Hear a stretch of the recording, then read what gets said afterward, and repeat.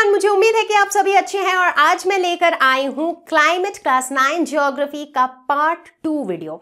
और इस वीडियो में हम बात करने वाले हैं प्रेशर एंड विंड सिस्टम्स, जो इस लेसन का एक बहुत इंपॉर्टेंट, बहुत इंटरेस्टिंग और थोड़ा सा डिफिकल्ट है, लेकिन इतना डिफिकल्ट भी नहीं है। ये बेसिकली एक कॉन्सेप्चुअल टॉपिक है, ठीक है। तो हम इस वीडियो के अंदर बहुत ही अच्छे तरीके से कॉन्सेप्ट को समझेंगे, उसके बाद आपका कॉन्सेप्ट हो जाएगा क्रिस्टल क्लियर। तो मैं हूं Roshni from Learno hub, the free learning platform, जहां पर आप math, science, social science, English, tips and tricks के सारे वीडियोस देख सकते हो absolutely for free at learnohub.com।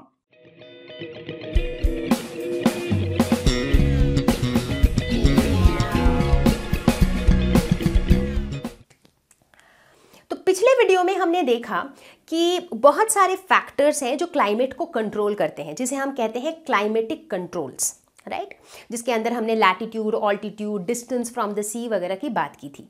आज हम बात करेंगे प्रेशर एंड विंड सिस्टम्स। तो प्रेशर और विंड सिस्टम, ये दोनों चीज़ें जो है ना, ये इंटरकनेक्टेड है और हम ये देखेंगे कि किस तरह से प्रेशर और विंड सिस्टम्स जो हैं ये क्लाइमेट को इम्पैक्ट करता है, किस तरीके से ये क्लाइमेट में चेंजेस लाता है।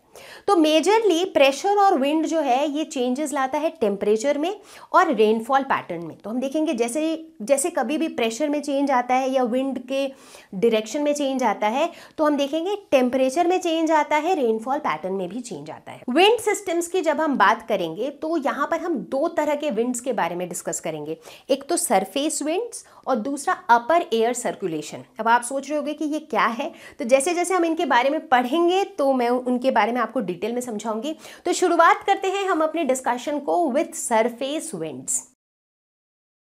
तो ये है हमारा अर्थ और इस ग्लोब में हमने फोकस किया है विंड्स पे, कि विंड्स जो है वो किस तरीके से ब्लो करती हैं।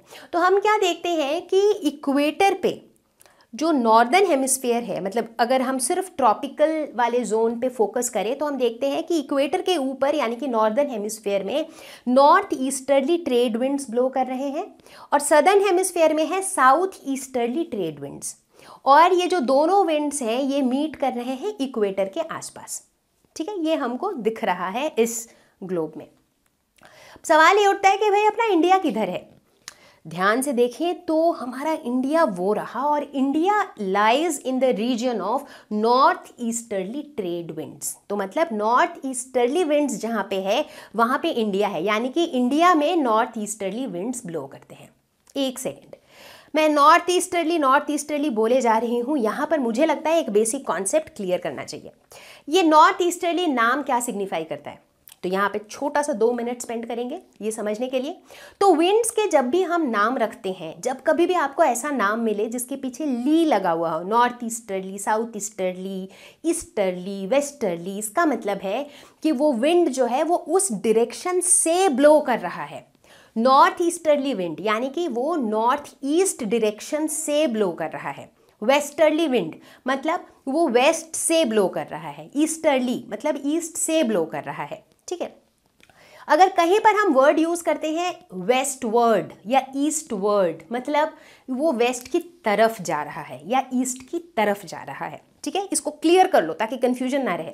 तो अब अगर मैं कहूँ ईस्टर्ली और ईस्ट वर्ड दोनों अलग है। ईस्टर्ली मतलब वो विंड ईस्ट से फ्लो कर रहा है, ईस्ट वर्ड मतलब वो विंड ईस्ट की तरफ फ्लो कर रहा है, ठीक है। तो ये क्लियर है, वेरी गुड। चलो, तो हम बात कर रहे थे कि इंडिया जो है ये नॉर्थ ईस्टर्ली विंड्स वाले रीजन में लाई करता है। बढ़िया है, लेकिन अब यहाँ पर एक सवाल आता है दिमाग में, एक छोटा सा सवाल आता है कि भाई यहाँ पर हम देख रहे हैं कि ये बार बार आप कह रहे हो नॉर्थ ईस्टर्ली ट्रेड विंड्स। अब विंड्स का ट्रेड से क्या लिंक है? ट्रेड मतलब व्यापार, तो कुछ समझ नहीं आया। तो बेसिकली इनका नाम ट्रेड विंड्स इसलिए पड़ा था क्योंकि बहुत पुराने ज़माने में अमेरिका में जो ट्रेड हुआ करता था वो इन विंड्स पे बहुत ज़्यादा डिपेंडेंट था। कैसे? क्योंकि पुराने दिनों में क्या होता था, व्यापार के लिए लोग जब एक जगह से दूसरी जगह ट्रैवल करते थे तो वो मेजरली समुंदर का यूज़ करते थे, सी एज अ मीडियम। तो वो जहाज़ों में मूव करते थे और ये जो शिप्स होते थे ये मेजरली डिपेंड करते थे विंड्स पे to travel from one point to another. इसीलिए इन विंड्स का नाम रखा गया ट्रेड विंड्स। ठीक है, छोटा सा डाउट था जो कि क्लियर हो गया। ठीक है, अब दूसरा सवाल कि ये जो हम देख रहे हैं इसमें ये नॉर्थ ईस्टर्ली और साउथ ईस्टर्ली ट्रेड विंड्स ये मतलब ये इस तरह से क्यों मूव कर रहे हैं, मतलब ऐसे ऐसे टेढ़े टेढ़े होके ये क्यों ब्लो कर रहे हैं, इसको भी समझते हैं। मैंने आपको बताया था कि इक्वेटर जो है ये वैसा रीजन है जहाँ पर जिसको सन का सबसे ज़्यादा रेडिएशन मिल रहा है, यानी कि इक्वेटर सबसे ज़्यादा गर्म है, सबसे ज़्यादा टेम्परेचर इक्वेटर पे है। तो क्या होगा उससे, चूँकि इक्वेटर पे सबसे ज़्यादा टेम्परेचर है तो उसके जस्ट ऊपर का जो एयर है वो गर्म हो जाएगा, एयर गर्म हो जाएगा तो ऊपर जाएगा, ऊपर जाएगा तो वहाँ पे लो प्रेशर क्रिएट करेगा, तो इक्वेटर में क्रिएट हो जाएगा लो प्रेशर रीजन। तो equator is a region of low pressure. ठीक उसी लॉजिक से जो पोल वाला रीजन है वो क्या हो जाएगा, वो हाई प्रेशर रीजन होगा, क्योंकि वहाँ पर टेम्परेचर कम है, तो बिल्कुल उल्टा लॉजिक चलेगा पोल्स पे, तो पोल्स हो जाएगा हाई प्रेशर रीजन। हमने क्या पढ़ा था कि विंड कहाँ से कहाँ ब्लो करता है, high pressure to low pressure, तो यानी कि विंड जो है वो पोल से इक्वेटर की तरफ ब्लो करेगा। अब दूसरा सवाल, ठीक है करने दो ब्लो, बट वो ऐसे सीधे सीधे भी तो ब्लो कर सकता है, वो यूं टेढ़ा हो जाने का क्या लिंक है, ऐसे आते आते यूं टेढ़ा हो गया, ऐसा क्यों? तो ये जो डिफ्लेक्शन आप देख रहे हो तो आपको क्या दिख रहा है कि ऐसे ऊपर से आते आते यूं डिफ्लेक्ट हो गया, राइट। तो ये जो राइट की तरफ डिफ्लेक्ट हो रहा है ये हो रहा है ड्यू टू कोरियोलिस फोर्स। अब ये कौन सी चीज़ है, इसे समझना बहुत ज़रूरी है। तो कोरियोलिस फोर्स जो है एक फोर्स है which arises due to rotation of the earth के गोल गोल घूमने की वजह से ये फोर्स एग्जिस्ट करता है। और ये फोर्स क्या करता है, नॉर्दर्न हेमिस्फीयर में जो भी विंड ब्लो करता है ना उसे वो राइट की तरफ डिफ्लेक्ट करा देता है। ठीक है, अब सबसे बड़ा सवाल कि ऐसा क्यों करता है कोरियोलिस फोर्स, तो इसके लिए हमें समझना पड़ेगा Coriolis force in little more detail कि किस तरह से कोरियोलिस फोर्स जो है विंड्स को डिफ्लेक्ट कराता है। तो इसको समझने के लिए हम क्या करेंगे, सबसे पहले हम इमेजिन करेंगे कि जो मेरा अर्थ है जो कि कैसा दिखता है, एक बॉल की तरह है लगभग। ठीक है, अब नॉर्मली जब भी हम अर्थ की बात करते हैं तो हम अर्थ को साइड से देख रहे होते हैं, मतलब जैसे मैं खड़ी हूं तो सामने अर्थ है, सामने वो बॉल है। बट अभी फिलहाल इसे समझने के लिए हम इसका टॉप व्यू इमेजिन करेंगे। ठीक है, मान लेते हैं कि हम अर्थ को बिल्कुल ऊपर से देख रहे हैं, उस बॉल को बिल्कुल ऊपर से देख रहे हैं। ठीक है, तो अगर हम इस टॉप व्यू की बात करें तो क्या होगा, जो अर्थ का मूवमेंट है वो कैसा होता है, हम सभी को पता है कि अर्थ का जो रोटेशन होता है, ये जो रोटेशन ऑफ द अर्थ होता है ये किस डायरेक्शन में होता है, वेस्ट टू ईस्ट। ठीक है, तो अगर एक बॉल है, जो बॉल साइडवेज, मतलब मान लेते हैं कि ये मेरा बॉल है और ये बॉल कैसे मूव कर रहा है, वेस्ट से ईस्ट की तरफ, इस तरह से इसकी मूवमेंट हो रही है। बट जब मैं ऊपर से इस बॉल को देखूंगी तो वो मूवमेंट मुझे कैसा दिखाई देगा, वो मूवमेंट मुझे एंटी क्लॉकवाइज दिखाई देगा, राइट। तो यानी कि अभी चूंकि मैं टॉप व्यू की बात कर रही हूं तो हम कहेंगे कि जो अर्थ है वो एंटी क्लॉकवाइज मूव कर रहा है। ठीक है, अब ऊपर से देख रहे हैं हम, तो ऊपर से जब इस बॉल को हम देखेंगे तो जो ये बीच का जो सेंटर पॉइंट होगा ये क्या है, ये मेरा पोल है, राइट, क्योंकि मैं कहाँ से देख रही हूँ, यहाँ से देख रही हूँ, ऊपर से देख रही हूँ। तो ये जो मुझे दिख रहा है ये मेरा क्या है, ये है नॉर्थ पोल। ठीक है, इक्वेटर मेरा कहाँ पे है, अब देखो वही इमेजिन करो, आप ऊपर से देख रहे हो तो इक्वेटर आपका कहाँ पे आएगा, यहाँ पे आएगा कहीं, राइट। तो बेसिकली ये जो पॉइंट्स आपको दिख रहे हैं ऊपर से वो आपका इक्वेटर का पॉइंट है, मतलब कि समझ लो यहाँ पर ये वाला जो पॉइंट है ये आपका इक्वेटर पे लाई कर रहा है, राइट। तो ये पॉइंट हो गया मेरा इक्वेटर। ठीक है, तो अब समझ आ गया, पिक्चर क्लियर हो गया, राइट, कि हम क्या एज्यूम कर रहे हैं, इसी के बाद सारा कॉन्सेप्ट समझ आएगा। ठीक है, तो अब आपको एज्यूम ये करना है कि मान लो इस इक्वेटर पे एक बंदा खड़ा है और वो बंदा जो है वो ऑब्जर्वर है, मतलब वो बंदा जो है वो हमारा जज है, वो बताएगा कि भाई डिफ्लेक्शन राइट की तरफ हो रहा है, लेफ्ट की तरफ हो रहा है, क्या हो रहा है, नहीं हो रहा है। ठीक है, तो इसको हमने हीरो बना दिया, इक्वेटर पे बैठा है हमारा हीरो या हमारा ऑब्जर्वर जो कह लो। ठीक है, अब हम कहते हैं कि मान लो विंड जो है ये मूव करना चाह रहा है इक्वेटर से लेके नॉर्थ पोल की तरफ। ठीक है, ये विंड की चाहत है। तो जो विंड है वो कैसे जाना चाह रहा है, वो यूं जाना चाह रहा है, वो इक्वेटर से सीधा सीधा नॉर्थ पोल जाना चाह रहा है। लेकिन प्रॉब्लम क्या हो रही है कि चूंकि अर्थ की रोटेशन चल रही है ऑल द टाइम, तो अब रोटेशन देखो किधर चल रही है, ऐसे एंटी क्लॉकवाइज चल रही है। तो इसका मतलब ये जो विंड है ये किस डायरेक्शन में एक फोर्स एक्सपीरियंस करेगा? ऑब्वियसली इस डायरेक्शन में नीचे की तरफ जो है ये एक फोर्स एक्सपीरियंस करेगा। नीचे मतलब आप समझ रहे हो राइट, जिधर अर्थ की मूवमेंट हो रही है। तो यहाँ हम ऊपर से देख रहे हैं तो एंटी क्लॉकवाइज हो रही है, तो इस तरफ इसको एक फोर्स एक्सपीरियंस होगा। बट ये जाना किधर चाह रहा है? ये जाना इधर चाह रहा है। तो इसकी जो नेट मूवमेंट होगी वो किधर हो जाएगी? नेट इसकी मूवमेंट हो जाएगी इधर, मतलब ना एग्जैक्टली इधर ना ही एग्जैक्टली इधर। तो लगभग इसका मूवमेंट यूं बीचों बीच हो जाएगा। ठीक है, तो कुल मिला के क्या हुआ? कुल मिला के अब हमारा ऑब्जर्वर कौन है? जो भी आप देख रहे हो वो ऑब्जर्वर की नज़रिए से देखो, ठीक है।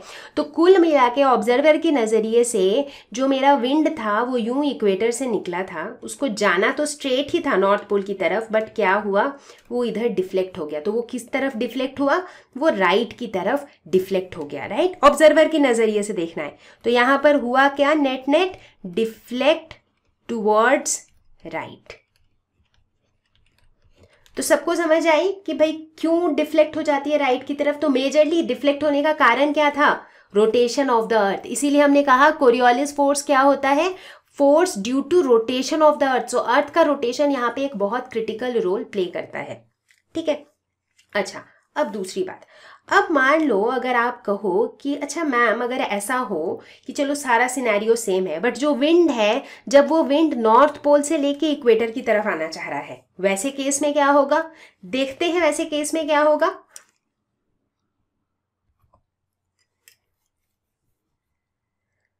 तो अब ये वाला सेंटर वाला पॉइंट क्या है मेरा? ये तो अभी भी मेरा नॉर्थ पोल ही है। ये वाला पॉइंट मेरा है इक्वेटर, ठीक है। और मेरा ऑब्जर्वर कहाँ बैठा है? ऑब्जर्वर तो भैया इक्वेटर पे ही बैठा है, उसकी पोजीशन में कोई चेंज नहीं आई है। तो ऑब्जर्वर यहाँ इक्वेटर पे बैठा हुआ है, ठीक है। खाली चेंज क्या हुआ है कि अब जो मेरा विंड है ना वो पोल नॉर्थ पोल से लेके इक्वेटर की तरफ आना चाह रहा है। तो मतलब वो कुछ यूं आना चाह रहा है, लेकिन मेरा अर्थ का मूवमेंट किस तरफ है? एंटी क्लॉकवाइज डायरेक्शन, यानी कि यूं, करेक्ट। तो यानी कि ये जो विंड है ये किस तरफ एक फोर्स एक्सपीरियंस करेगा? इधर की तरफ करेगा, राइट। तो मतलब ये जो इसकी जो लाइन है समझ लो कोई इसको इधर की तरफ खींचेगा, राइट। तो यानी कि ये यूं इस तरफ एक और फोर्स एक्सपीरियंस करेगा। तो बेसिकली नेट जो इसका फोर्स होगा या इसकी जो मूवमेंट होगी वो इधर की तरफ हो जाएगी, राइट।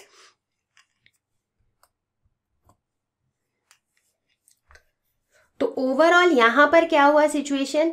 नॉर्थ पोल की तरफ से यूं निकला था विंड सीधा सीधा इक्वेटर की तरफ आने के लिए, बट वो यूं डिफ्लेक्ट हो गया, ठीक है। अब ऑब्जर्वर की नजरिए से देखो डिफ्लेक्शन किस तरफ हुआ? ऑब्जर्वर की तरह सोचो। ऑब्जर्वर के लिए ये वाला साइड है राइट और ये वाला साइड है लेफ्ट। ये अगर ऑब्जर्वर मेरा यहाँ पर खड़ा है मान लेते हैं, तो उसके लिए इधर है राइट और इधर है लेफ्ट। ये उसका राइट हैंड है, ये उसका लेफ्ट हैंड है, राइट। तो डिफ्लेक्शन किधर हुआ? राइट की तरफ। तो यहाँ कंफ्यूज नहीं होना है, आप ऐसे नहीं सोचो कि नहीं ऑब्जर्वर मेरा अभी पोल की तरफ होगा, नहीं। ऑब्जर्वर का जगह तो फिक्स रखना पड़ेगा, राइट। ताकि जैसे हम पढ़ते थे ना, जब साइंस पढ़ते थे तो हम कहते थे ना फ्रेम ऑफ रेफरेंस वो हमेशा सेम होता है, राइट। तभी तो हम बता पाएंगे कि भाई लेफ्ट कौन सा राइट कौन सा। तो यहाँ पर हमारा ऑब्जर्वर हमेशा बैठा है इक्वेटर पे। तो हम यहाँ पे क्या देखते हैं? डिफ्लेक्शन किधर हुआ? तो इस केस में भी हम देखते हैं कि डिफ्लेक्ट टुवर्ड्स राइट, ठीक है। तो फिलहाल हम कौन से हेमिस्फेयर की बात कर रहे थे? हम नॉर्दर्न हेमिस्फेयर की बात कर रहे थे। क्यों? क्योंकि हम तो टॉप व्यू देख रहे हैं। तो ऊपर से जब देखेंगे तो हमको नॉर्थ पोल दिख रहा है, ऊपर वाला मतलब बॉल का ऊपर वाला पार्ट दिख रहा है। यानी कि हम कहाँ से देख रहे हैं? ऊपर से देख रहे हैं। तो हमें कौन सा पार्ट दिखेगा? ये वाला पार्ट दिखेगा। तो ये हमारा नॉर्दर्न हेमिस्फेयर है, राइट। अब साउदर्न हेमिस्फेयर में क्या होता है, चलो इसी लॉजिक से देखते हैं। अच्छा, तो अब सदर्न हेमिस्फेयर में क्या हो रहा है वो देखने के लिए हमें अर्थ को कहां से देखना पड़ेगा? नीचे की तरफ से देखना पड़ेगा, राइट। तो हम अभी क्या देखेंगे? हम देखेंगे बॉटम व्यू, ठीक है। तो अगर नीचे की तरफ से हम देखेंगे तो ये जो सेंटर है ये क्या होगा? ये होगा साउथ पोल, राइट। क्योंकि अब क्या हो गया है, ये जो बॉल है ये मान लेते हैं इक्वेटर है। अब हम कहाँ से देख रहे हैं, हम अब यहाँ से देख रहे हैं। तो यहाँ से देखेंगे तो ये सेंटर क्या हो जाएगा, ये हो जाएगा साउथ पोल, राइट। और ये वाली जो लाइन है यानी कि ये वाले पॉइंट्स हो जाएंगे इक्वेटर। तो एग्जैक्टली वही चीज़ होगी, यहाँ पर ये पॉइंट हो जाएगा साउथ पोल और ये वाला पॉइंट हो जाएगा इक्वेटर। और हमारा ऑब्जर्वर कहाँ पे रहेगा, पहले भी बताया था कि ऑब्जर्वर की पोजीशन जो है वो रहेगी फिक्स्ड, वो हमेशा इक्वेटर पे बैठा रहेगा। ठीक है, ये बस मैं समझाने के लिए एक स्टोरी सॉर्ट ऑफ बना रही हूँ ताकि आपको ये डिफ्लेक्शन का कॉन्सेप्ट समझ आए कि क्यों होता है ऐसा डिफ्लेक्शन। ठीक है, तो अब यहाँ पर भी वही चीज़। अच्छा, यहाँ एक चीज़ और है, चूंकि हम बॉटम व्यू देख रहे हैं तो यहाँ पर अर्थ के रोटेशन की मूवमेंट क्या होगी, अर्थ कैसे मूव कर रहा है, वेस्ट टू ईस्ट, इस तरीके से मूव कर रहा है। अब जब आप नीचे से देख रहे हो तो ये वाली जो मूवमेंट है ये आपको कैसी दिखेगी, ये आपको दिखेगी क्लॉकवाइज मूवमेंट, जब आप नीचे से देख रहे हो। ठीक है, चाहो तो आप एक बॉल लो अपने हाथ में और बॉल को यूं घुमाते रहो एक डायरेक्शन में। देखो, ऊपर से देखोगे तो वो आपको एंटी क्लॉकवाइज दिखेगा, नीचे से देखोगे तो वो आपको क्लॉकवाइज दिखेगा। ये आप खुद से करके ट्राई करके देखो, ठीक है ना। तो ये हो गया। अब यहाँ पर एज्यूम करते हैं कि भाई विंड को जाना है इक्वेटर से साउथ पोल की तरफ। तो मान लेते हैं कि भाई विंड को ऐसे जाना है, ठीक है। लेकिन अर्थ कैसे मूव कर रहा है, यूं। तो ये किधर है फोर्स एक्सपीरियंस करेगा, ये एक फोर्स एक्सपीरियंस करेगा यूं ऊपर की तरफ। तो जो नेट फोर्स ये एक्सपीरियंस करेगा वो कुछ इस तरफ होगा। तो यानी कि अगर इस ऑब्जर्वर के पॉइंट ऑफ व्यू से देखा जाए तो कुल मिला के यूं विंड निकला था इक्वेटर से, बट ये कैसे डिफ्लेक्ट हो गया, ये यूं डिफ्लेक्ट हो गया, ऐसे निकल के और ऐसे डिफ्लेक्ट हो गया। तो किधर डिफ्लेक्ट हुआ ये, तो ऑब्जर्वर के पॉइंट ऑफ व्यू से सोचो तो ये डिफ्लेक्ट हो गया लेफ्ट की तरफ। तो यहां पे क्या हुआ, डिफ्लेक्ट टुवर्ड्स लेफ्ट। ठीक है, अब ठीक उसी तरह से जैसे हमने लास्ट टाइम भी देखा था कि भाई सेम सिचुएशन मानते हैं, बट मानते हैं कि विंड जो है वो साउथ पोल से इक्वेटर की तरफ ब्लो करना चाह रहा है। तो वैसे केस में क्या होगा, तो इस केस में मेरा विंड जाना चाह रहा है साउथ पोल से इक्वेटर की तरफ, लेकिन अर्थ का मूवमेंट कैसा है, इस तरफ है, यूं है। तो ये जो है ये जो डायरेक्शन है इसको ये ऊपर की तरफ खींचेगा समवॉट। तो यानी कि ये एक फोर्स एक्सपीरियंस करेगा इस डायरेक्शन में, तो नेट फोर्स जो इस पे लगेगा वो लगेगा इस डायरेक्शन में। तो ओवरऑल क्या हुआ, तो ओवरऑल कुछ ऐसा हुआ कि विंड यहां से निकला था साउथ पोल से स्ट्रेट इक्वेटर की तरफ आने के लिए, बट वो कुछ इस तरफ डिफ्लेक्ट हो गया यूं।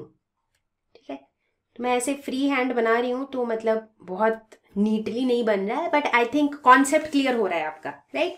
तो अब अगेन ऑब्जर्वर के नजरिए से देखो क्या हुआ, किस तरफ डिफ्लेक्ट हुआ, लेफ्ट की तरफ, क्योंकि फिर से वही इमेजिनेशन, ये ऑब्जर्वर है, इसका राइट हैंड इस तरफ, लेफ्ट हैंड इस तरफ, तो ऑब्जर्वर के लिए ये बाएं तरफ डिफ्लेक्ट हुआ, राइट।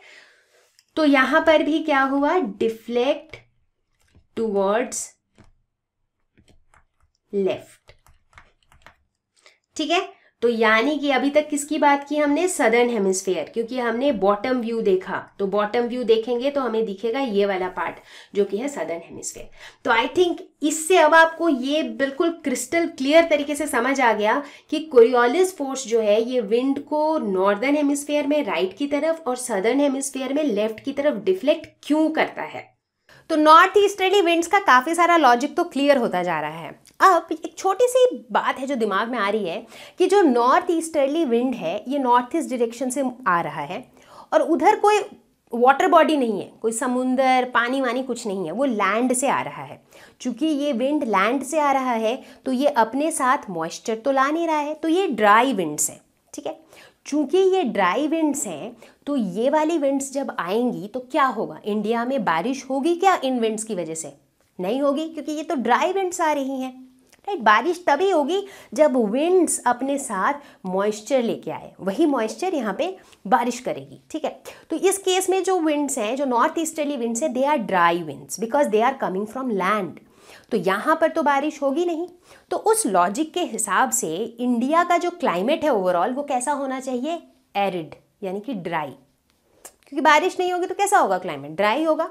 बट क्या ऐसा है, बिल्कुल नहीं है। इंडिया में तो मस्त बारिश होती है और उसी वजह से हमारा एग्रीकल्चर, खेती बाड़ी इतना अच्छा चलता है, राइट। तो फिर ऐसा कैसे होता है? क्योंकि इस लॉजिक से तो लग रहा है यहाँ बारिश होनी नहीं चाहिए, लेकिन ऐसा है नहीं, यहाँ पर बारिश होती है। तो चलो देखते हैं कैसे। तो सबसे पहले दो बेसिक बातें जो हमने बचपन से पढ़ रखा है, लैंड और वाटर की दो प्रॉपर्टीज। क्या है वो ये है कि लैंड जो है वो हमेशा क्या होती है, it heats up quickly, it cools down quickly. ये लैंड की प्रॉपर्टी होती है। तो अगर आप लैंड की बात करोगे तो ये क्या होती है, ये हीट्स अप क्विकली, और ठीक उसी तरीके से इट कूल्स डाउन क्विकली। और वही अगर आप वाटर की बात करोगे तो बिल्कुल ऑपोजिट, मतलब वाटर हीट अप भी होगा धीरे धीरे, ग्रेजुअली, क्योंकि इसे ज्यादा एनर्जी चाहिए होती है हीट अप होने के लिए। उसी तरह वो कूल डाउन भी धीरे धीरे होगा, ठीक है। तो ये बेसिक प्रॉपर्टी आपको हमेशा ध्यान रखना है, ठीक है। चलो बढ़िया है। अब हम बात करेंगे समर सीजन की, कि भाई समर में होता क्या है। समर में क्या होती है, गर्मी होती है, ठीक है। अब देखते हैं ये वाला इंडिया का जो ये नॉर्थ ऑफ हिमालयाज वाला पार्ट है, ये वाला पोर्शन, ठीक है। ये वाला पोर्शन मेजरली क्या है, यहाँ पर कोई वाटर बॉडी नहीं है, राइट। तो मेजरली ये जो पोर्शन है दैट इज लैंड, यहाँ पे हमारा लैंड ही है, यहाँ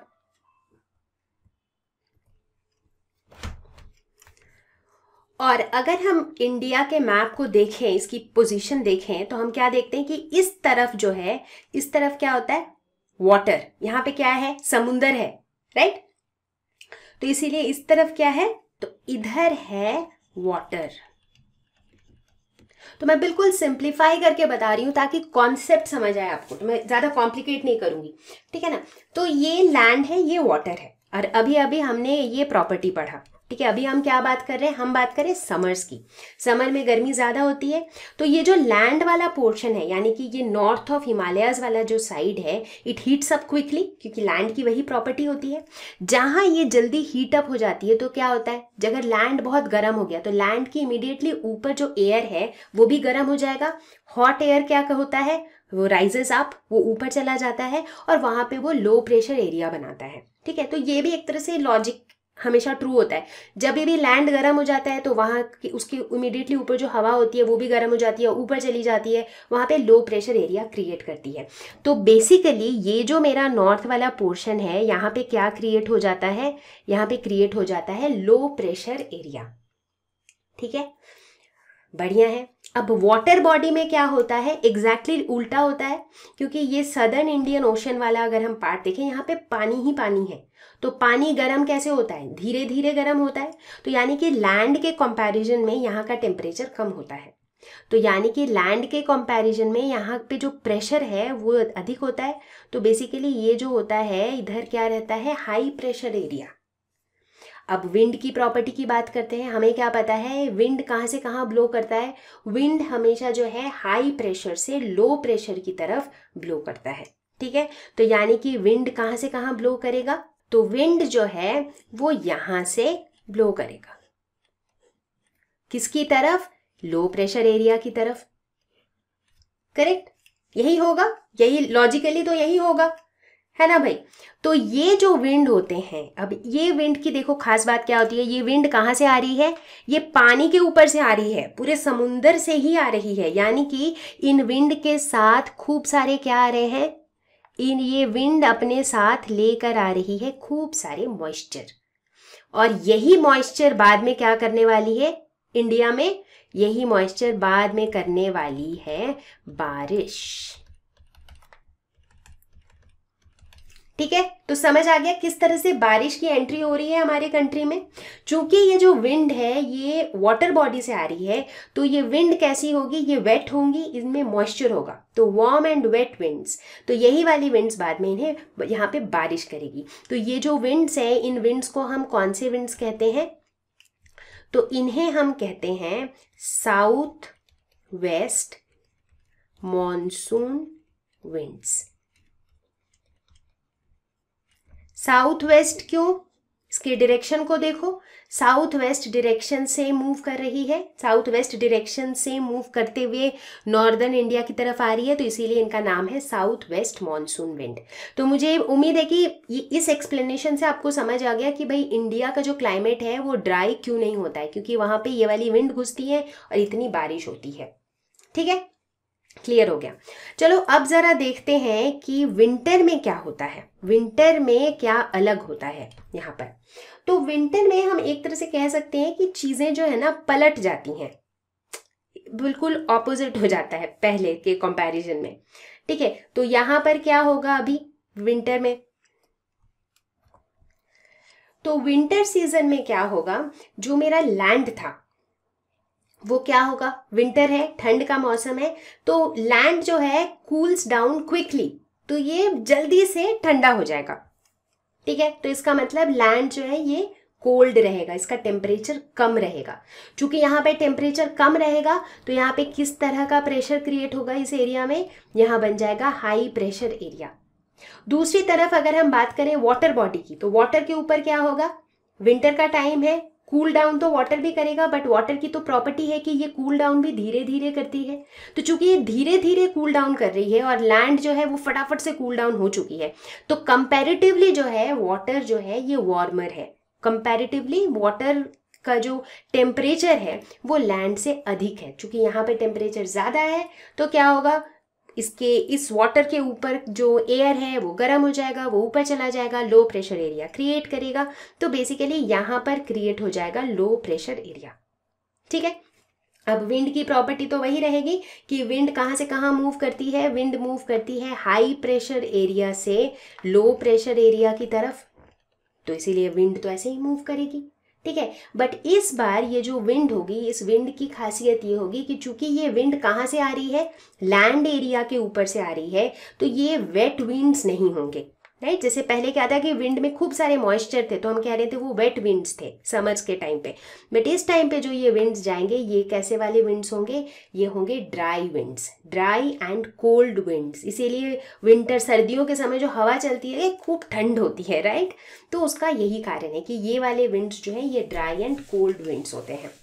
ठीक है, और इन विंड्स को हमने कौन सा नाम रखा है इनके लिए, इन्हें हम कहते हैं नॉर्थ ईस्टर्ली विंड्स। ऐसा नाम क्यों रखा है नॉर्थ ईस्टर्ली, क्योंकि ये नॉर्थ ईस्ट डायरेक्शन से मूव कर रहा है। ठीक है, तो ये जो हमने पढ़ा ना ये एक बहुत ही बेसिक सा कॉन्सेप्ट है, बेसिक सा लॉजिक है। अभी आप देखोगे कि इस लेसन में हम बहुत सारी चीज़ें पढ़ेंगे, अलग अलग सीजन्स के बारे में पढ़ेंगे और हम कई बार इस चीज़ को डिस्कस करेंगे, क्योंकि ये जो मूवमेंट होती है ना विंड्स की, इनके पीछे बहुत सारे फैक्टर्स होते हैं जिसकी वजह से विंड्स इस तरीके से मूव करती है। तो हम बीच बीच में कुछ कुछ फैक्टर्स डिस्कस करते रहेंगे and we will again discuss around this topic. अब तक हम बात कर रहे थे सरफेस विंड्स के बारे में, अब हम बात करेंगे अपर एयर सर्कुलेशन के बारे में। ये होता क्या है, इसे कुछ यूं समझते हैं, मान लेते हैं कि एक जगह है जो गर्म हो रहा है, ठीक है, जिसे हीट मिल रही है, वो गर्म हो रहा है, तो क्या होगा, उसके जो इमीडिएट ऊपर एयर का लेयर है वो गर्म होगा, जैसे एयर गर्म होगा तो वो ऊपर जाएगा। ठीक है, लेकिन चूंकि ये ऊपर जा रहा है तो ऑल्टीट्यूड बढ़ रहा है तो टेम्परेचर भी घट रहा है, तो ये जो एयर है इसका टेम्परेचर भी कम हो रहा है, तो ये एयर जो है ये धीरे धीरे कूल डाउन हो रहा है। ठीक है ना, अब क्या होगा, अब नीचे से जो नेक्स्ट लेयर ऑफ एयर था वो गर्म होके वो ऊपर जा रहा है, तो क्या होगा, अब ये जो नया जो लेयर ऑफ एयर जा रहा है वो पहले वाले को धक्का मारेगा कि यार तुम हटो, मुझे रहना इधर। अब तो जो पहला वाला लेयर ऑफ एयर था जो अब कूल डाउन हो गया है वो किधर जाएगा, तो वो क्या होगा, वो ऐसे साइड हो जाएगा, और जो नया वाला लेयर है वो ये जगह ले लेगा। फिर थोड़ी देर में नीचे से एक और नया लेयर जाएगा गर्म हवा का, तो पुराना वाला साइड हो लेगा। तो बेसिकली होगा ये कि हम देखेंगे ऊपर जो है एक side wise movement of air शुरू हो जाएगी। इसे ही हम कहते हैं एडवेक्शन या फिर अपर एयर सर्कुलेशन। जिस तरह से ये गर्म हवा नीचे से ऊपर जाती है उसे हम कहते हैं कन्वेक्शन। ऊपर के लेयर पे जब एयर इस तरह से साइड वाइज मूव करती है उसे हम कहते हैं एडवेक्शन, और उसी का दूसरा नाम है अपर एयर सर्कुलेशन। अपर एयर सर्कुलेशन को हम यहाँ पर बहुत ज़्यादा डिटेल में तो नहीं पढ़ेंगे, लेकिन इसका एक बहुत इंपॉर्टेंट कंपोनेंट होता है जेट स्ट्रीम्स, और जेट स्ट्रीम्स के बारे में हम यहाँ पे थोड़ा सा डिस्कस करेंगे। तो जेट स्ट्रीम्स भी बहुत तरह के होते हैं, हालांकि इतना डिटेल में अभी हमें जेट स्ट्रीम पढ़ने की ज़रूरत नहीं है, एटलीस्ट इस लेवल पे। लेकिन ये जो पिक्चर आपको स्क्रीन पे दिख रही है, इससे आपको आइडिया लग रहा है कि किस तरह से जेट स्ट्रीम्स जो है ना वो बेल्ट के फॉर्म में, जैसे मैं बता रही थी ना कि high speed winds in the form of thin belts, उस तरह से कैसे वो मूव करती है और ये जो है मतलब सरफेस से ऊपर मूव करती है। तो आप देखो ये एटमॉस्फेयर के, वो ट्रोपोस्फेयर और स्ट्रेटोस्फेयर के बीच वाले एरिया में किस तरह से अर्थ को सराउंड करते हुए मूव करती है। तो यहाँ पर जैसे 3 टाइप के जेट स्ट्रीम्स के आप नाम देख रहे हो, तो मेजरली जो इनके नाम रखे गए हैं, it is based on the area where they are operating. तो सब ट्रॉपिकल जेट स्ट्रीम जो कि ये सब ट्रॉपिकल रीजन में है, पोलर जेट स्ट्रीम जो कि यहाँ पर पोलर रीजन में है, and tropical easterly jet stream. तो अगर बात करें सब ट्रॉपिकल जेट स्ट्रीम्स की, तो ये विंटर और अर्ली स्प्रिंग में बेस्ट डेवलप होते हैं, और जहाँ से भी ये सब ट्रॉपिकल जेट स्ट्रीम्स पास करते हैं वहाँ पर ये काफ़ी अच्छा वेदर देते हैं, क्योंकि मैंने बताया ना कि ये जेट स्ट्रीम्स डिटरमाइन करते हैं कि वहाँ का वेदर कैसा होगा, ठीक है। और वहीं अगर हम ट्रॉपिकल ईस्टर्ली जेट स्ट्रीम की बात करें तो ये पाया जाता है generally South East Asia, India, Africa, इन सब जगहों के ऊपर से ये पास होता है, स्पेशली ड्यूरिंग समर्स, ठीक है। तो फिलहाल हम इनके बारे में बहुत ज़्यादा डिटेल में डिस्कस नहीं करेंगे, हालांकि जब आप सीनियर क्लासेस में जाओगे तो आप पढ़ोगे कि ये सारी चीज़ें कैसे बनती हैं, एग्जैक्टली किस तरीके से एक एक तरह की जेट स्ट्रीम्स बनती हैं। क्या होते हैं जेट स्ट्रीम्स? वाटर जेट सुना है? वाटर जेट क्या होता है? जिसमें से खूब तेज से पानी निकलता है, राइट। ठीक उसी तरह से जेट स्ट्रीम्स जो हैं they are narrow strips of fast moving winds, मतलब ऐसे पतले स्ट्रिप में, मतलब आप यूं समझो एक पतले स्ट्रिप है विंड का, जिसमें विंड जो है खूब तेजी से मूव कर रहा है। खूब तेजी मतलब जो स्पीड होती है it is like around 110 kilometre per hour से 180 किलोमीटर पर आवर। सोचो कितना तेज मूव करता है। और इसकी जो मूवमेंट होती है ना वो कुछ यूँ होती है कि ऐसे थिन स्ट्रिप्स में ये मूव करती है, और कहीं पे भी 2 स्ट्रिप्स ज्वाइन हो सकते हैं, मुड़ सकते हैं, and because of this they causes change in climate. कि ऐसे, क्योंकि जब ऐसे थिन स्ट्रिप्स ऑफ एयर मिलेंगे एक दूसरे से टकराएंगे, ऐसे केसेस में क्या होगा, जो एयर मासेस हैं एटमॉस्फेयर में वो इधर उधर शिफ्ट होते जाएंगे, और जब एयर मासेस इधर उधर शिफ्ट होंगे तो क्या होगा, विंड्स होंगे, विंड्स की वजह से क्या होगा, क्लाइमेट में चेंजेस आएंगे। इनफैक्ट जो सीजन चेंज होता है इसमें जेट स्ट्रीम्स का एक बहुत बड़ा रोल होता है, ठीक है। तो अगला सवाल ये आता है कि भाई ये जो जेट स्ट्रीम्स होते हैं ये कहाँ पे फ्लो करते हैं, मतलब तो बेसिकली ये जो है ये मूव करते हैं ट्रोपोस्फेयर में। एटमॉस्फेयर का जो पहला लेयर होता है ट्रोपोस्फेयर, दूसरा लेयर होता है स्ट्रैटोस्फेयर। तो आप कह सकते हो ट्रोपोस्फेयर और स्ट्रैटोस्फेयर का समझ लो बीच वाला जो जगह है वहाँ पे होते हैं जेट स्ट्रीम्स। ये किस डायरेक्शन में मूव करते हैं? हमें पता है कि अर्थ जो है ये किस डायरेक्शन में रोटेट करता है, वेस्ट टू ईस्ट। तो जेट स्ट्रीम्स भी जो हैं ये वेस्ट टू ईस्ट डायरेक्शन में ही मूव करते हैं। दूसरा सवाल कि भाई जेट स्ट्रीम्स क्यों होते हैं, मतलब ऐसी narrow belts of fast moving wind ये होते ही क्यों हैं, ये अराइज क्यों होते हैं? तो इनका जो अराइज होने का मेन कारण है वो है temperature difference between the tropical zone and the polar zone. तो ट्रॉपिकल जोन में जो एयर मासेस हैं उनका टेम्परेचर काफ़ी ज़्यादा होता है, और पोलर जोन में जो एयर मासेस हैं उनका टेम्परेचर बहुत कम होता है, और इस टेम्परेचर डिफरेंस की वजह से ही होता है जेट स्ट्रीम। जितना ज़्यादा टेम्परेचर डिफरेंस उतनी ज़्यादा speed of the jet stream, ठीक है। अब आपकी थोड़ी क्यूरियोसिटी बढ़ रही होगी कि अच्छा टेम्परेचर डिफरेंस की वजह से जेट स्ट्रीम होता है, तो ये एग्जैक्टली कहाँ से ओरिजिनेट करता है, कैसे ओरिजिनेट करता है? बहुत ज़्यादा डिटेल में तो नहीं जाएंगे, बट थोड़ा सा हम समझेंगे कहाँ से शुरुआत होती है इसकी। तो इसकी शुरुआत होती है इक्वेटर से। जैसे कि मैंने पहले बताया था कि इक्वेटर को जो है सबसे ज़्यादा धूप मिलती है, तो इक्वेटर सबसे ज़्यादा गर्म होता है। इसकी वजह से यहाँ का जो एयर है ये वार्म एयर होता है, वार्म अप हो जाता है। वार्म होने के बाद एयर ऊपर आ जाता है। कहाँ आ जाता है? वही ट्रोपोस्फेयर और स्ट्रैटोस्फेयर वाले रीजन तक आ जाता है एयर, गर्म होके ऊपर आ जाता है, ठीक है। अब ऊपर आ जाने के बाद क्या होता है कि ये जो एयर मॉलिक्यूल्स होते हैं ये गर्म होते हैं। ये वार्म एयर मॉलिक्यूल्स जो हैं ये अट्रैक्ट हो जाते हैं कोल्ड एयर मॉलिक्यूल्स की तरफ जो पोलर रीजन में है। इसीलिए मैंने बोला था कि टेम्परेचर डिफरेंस की वजह से ही ये होता है। तो जब वो उसकी तरफ अट्रैक्ट हो जाते हैं तो वो स्लाइटली पोलर रीजन की तरफ जाने लगते हैं, अब जैसे जैसे ऑल्टीट्यूड बढ़ रहा है टेम्परेचर भी तो घट रहा है, तो इससे क्या हो रहा है, ये जो एयर मॉलिक्यूल्स हैं ये धीरे धीरे ठंडे हो रहे हैं, कोल्ड हो रहे हैं। अब कोल्ड एयर मॉलिक्यूल्स के साथ क्या होगा, वो और ऊपर तो जाएगा नहीं, तो फिर से वो वापस इक्वेटर की तरफ आने लगते हैं। तो इस तरह से एक लूप सा बन जाता है। And this is how jet streams arise. इसी तरीके से, मतलब इसी कॉन्सेप्ट की वजह से जेट स्ट्रीम्स की शुरुआत होती है, आप ऐसा कह सकते हो। हमारे लिए शायद डे टू डे लाइफ में जेट स्ट्रीम्स का रोल इतना हमें सिग्निफिकेंटली नहीं समझ आता है, लेकिन एविएशन इंडस्ट्री के लिए jet streams are very very critical. जब हम फ्लाइट्स में ट्रैवल करते हैं तो जो एविएशन इंडस्ट्री है, जो बैक ऑफिस में लोग बैठे होते हैं, दे कीप चेकिंग कि भाई जेट स्ट्रीम्स का क्या स्टेटस है। क्यों?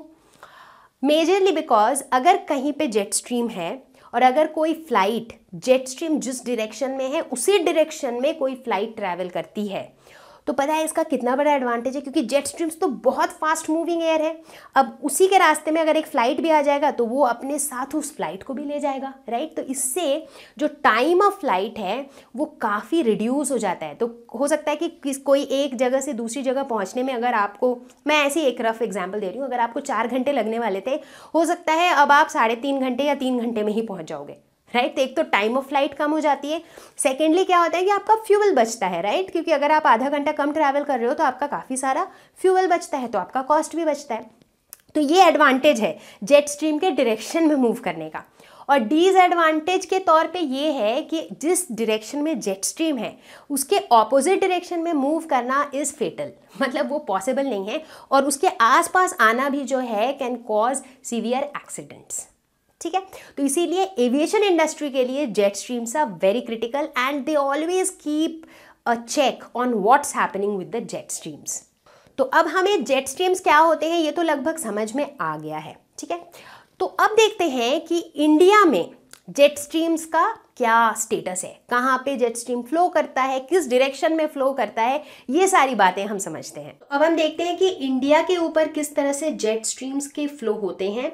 तो सबसे पहले बात करते हैं वेस्टर्ली जेट फ्लो। तो वेस्टर्ली जेट जो है ये थ्रू आउट द ईयर जो है ये साउथ ऑफ हिमालयाज ब्लो करता है, एक्सेप्ट समर।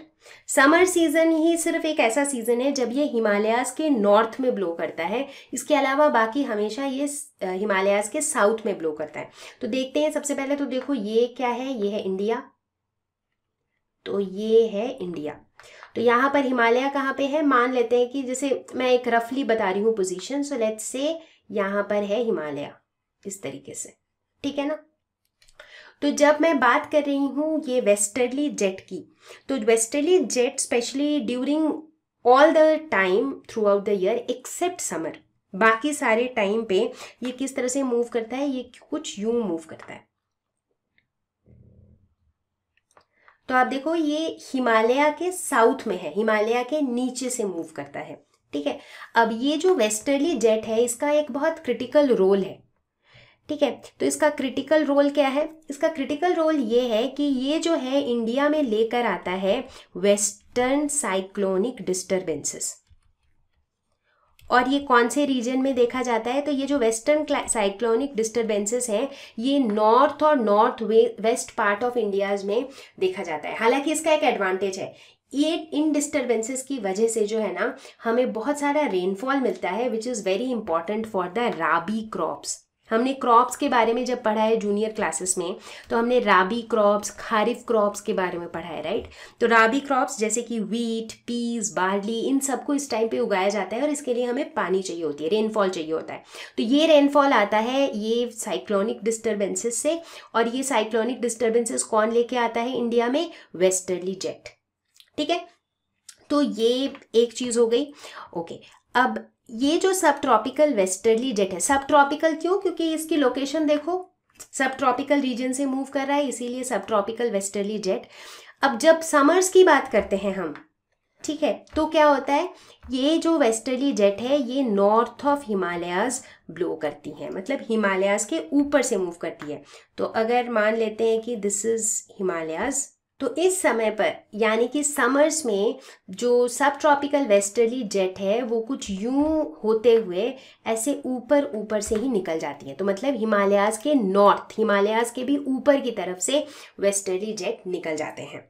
ठीक है, अब बात करते हैं सब ट्रॉपिकल ईस्टर्ली जेट। इसका भी एक काफ़ी इंपॉर्टेंट रोल होता है इंडिया के क्लाइमेट पे। तो ये जो सब ट्रॉपिकल ईस्टर्ली जेट स्ट्रीम होता है ये कहाँ पर एक्ट करता है? पेनिनसुलर इंडिया के ऊपर, मतलब समझ लो ये सेंट्रल इंडिया के ऊपर ड्यूरिंग समर। अब ये होता कहाँ से, इसका ओरिजिन कहाँ से होता है, कहाँ से शुरुआत होती है इस वाले जेट स्ट्रीम की? नाम देखो, ईस्टर्ली जेट स्ट्रीम, यानी कि ये इंडिया में एंटर करेगा ईस्ट की तरफ से, ईस्ट की तरफ से ये विंड ब्लो करेगी और इंडिया में एंटर करेगी, राइट। तो इसकी शुरुआत जो होती है वो होती है तिब्बतन प्लेटो से। तो ये जैसे हमने देखा कि मान लेते हैं कि यहाँ पर है हिमालयाज, तो हिमालय के इस तरफ क्या है? Tibetan plateau, which is now called China.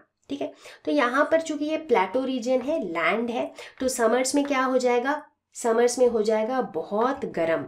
ठीक है, तो लेट अस सपोज ये है तिब्बतन प्लेटो। ठीक है, समर्स में क्या हो जाएगा? बहुत गर्म हो जाएगा, एकदम इंटेंसली हॉट हो जाएगा। तो जब इतना गर्म हो जाएगा तो यहाँ पे क्या होगा? जो हवा है वो गर्म हो जाएगी, तो वो हवा ऊपर चली जाएगी। अब चूंकि यहाँ पर हाई टेम्परेचर है तो लो प्रेशर एरिया क्रिएट हो जाएगा। तो बेसिकली इस जगह में होता क्या है कि जो सरफेस है वहाँ पर लो प्रेशर एरिया क्रिएट हो जाता है, एंड रिलेटिवली जो अपर ट्रोपोस्फेयर है, जो ऊपर जो ट्रोपोस्फेयर है वहाँ पर कंपैरेटिवली हायर प्रेशर एरिया है। तो एक प्रेशर ग्रेडियंट बन जाता है, एक प्रेशर डिफरेंस बन जाता है। तो इसके वजह से यहाँ से क्या होता है कि ये जो विंड है ना, यहाँ पर जो जेट स्ट्रीम है, under the effect of Coriolis force ये कुछ यूं टर्न कर जाती है, डिफ्लेक्ट कर जाती है बेसिकली। ठीक है, कुछ यूं ये डिफ्लेक्ट कर जाती है। और देखो इंडिया ये किधर से एंटर कर रही है? ईस्ट की तरफ से, इसीलिए इसका नाम है ईस्टर्ली जेट स्ट्रीम। अभी तक हम जो भी जेट स्ट्रीम की बात कर रहे थे वो सारे वेस्टर्ली थे, वेस्ट की तरफ से आ रहे थे, बट ये जो है ये किधर से आ रहे हैं? ये ईस्ट की तरफ से आ रहे हैं। ठीक है, और उसके बाद ये किसकी तरफ अप्रोच कर रहे हैं? ये जा रहे हैं वेस्टर्न घाट की तरफ। तो ये वाले जो ट्रॉपिकल ईस्टर्ली, सब ट्रॉपिकल ईस्टर्ली जेट स्ट्रीम है, ये अपने साथ खूब सारी बरसात लेके आते हैं। प्राइमरीली कहाँ पर? सेंट्रल इंडिया में। सेंट्रल इंडिया वाले पोर्शन में काफ़ी बारिश होती है। इतना ही नहीं, आपने अक्सर सुना होगा ना, उड़ीसा, आंध्र प्रदेश, इस तरह के कोस्टल एरियाज में साइक्लोन वाला एनवायरनमेंट, वेदर बहुत होता है।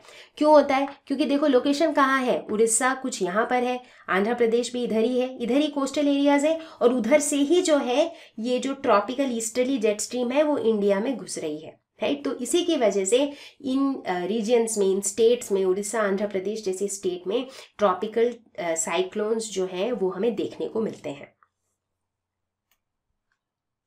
तो हम देख रहे हैं कि किस तरह से जेट स्ट्रीम्स जो है इंडिया के क्लाइमेट में चेंजेस लेके आते हैं। सो बच्चा पार्टी, मुझे उम्मीद है कि ये वीडियो आपको पसंद आया होगा और आपको समझ आया होगा कि प्रेशर एंड विंड सिस्टम से किस तरह से हमारे क्लाइमेट में इतनी सारी चेंजेस आ जाती हैं।